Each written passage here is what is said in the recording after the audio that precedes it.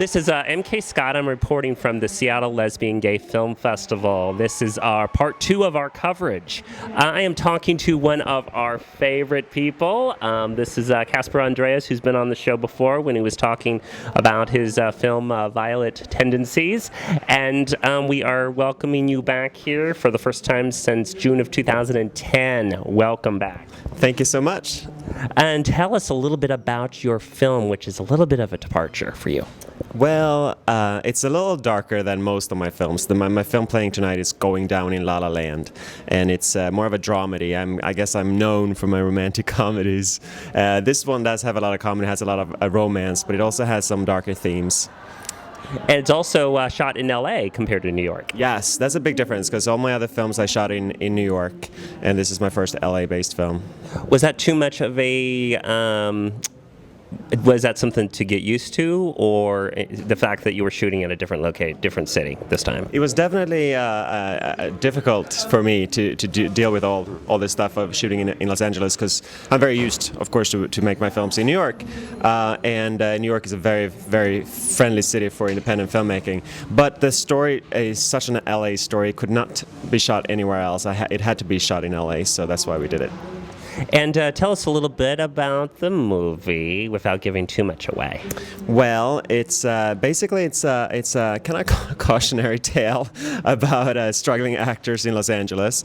It's mostly focused on the character Adam, who moves out to LA from New York to make it big in Hollywood, and it kind of goes downhill from there.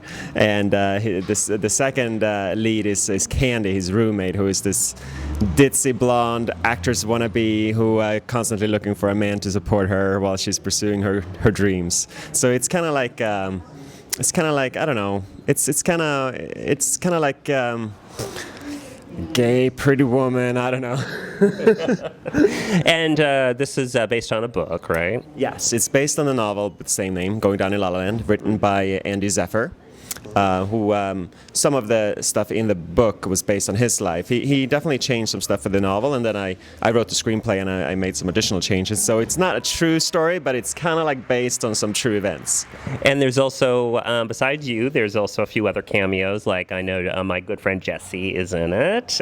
He has a brief role. Jesse is in it. His part isn't tiny. It's definitely a smaller role. But he also, it's his first time ever he got to keep his clothes on in a film. Oh, yes.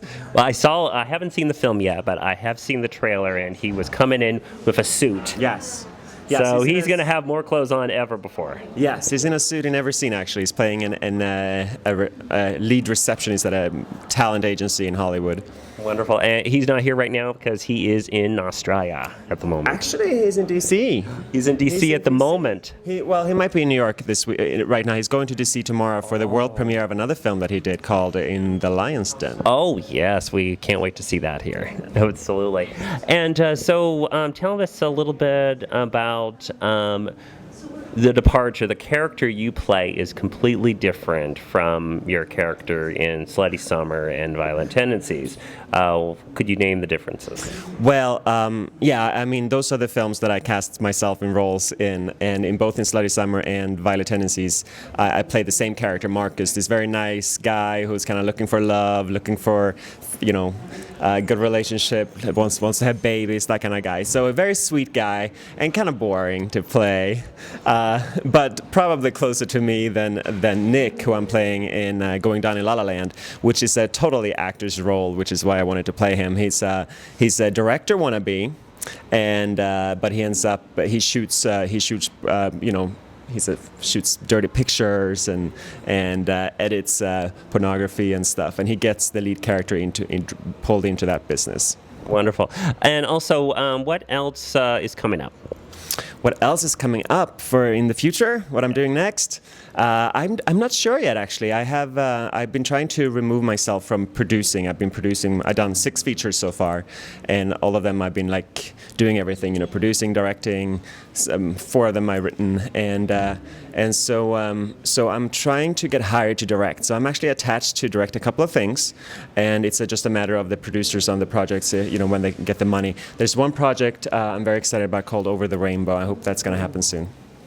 Yeah, because we're trying to think, okay, what is going to be the film that will be at the film festival next year? Well, something better happen fast, otherwise I won't be back next year. Which honestly I'm totally okay with, because I've been here the last 3-4 years in a row.